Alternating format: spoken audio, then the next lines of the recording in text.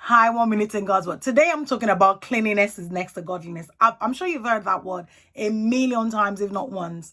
So now I've heard it a number of times, and I've always just it's just inscripted in my heart to just always be clean, especially when you want to seek God or when you want to pray. You have to have a clean environment, and my office is quite close to where my kitchen dining area is. So what I do is I make sure that I clean my kitchen at night before, even if I don't clean the plates, I ensure that the place is tidied before I go to pray. But let me read this to you. For the Lord your God walks in the midst of your camp to deliver you and give your enemies over to you. Therefore your camp shall be holy, and he may see no unclean thing among you and turn away from you. Can you imagine? So that means that if God comes and see an unclean thing around you, there's possibility that he turns away. So this week, ensure that your environment is tidy, especially when you want to seek God. My husband still thinks that I'm 50% when it comes to, tidying up and stuff, but that's him anyway.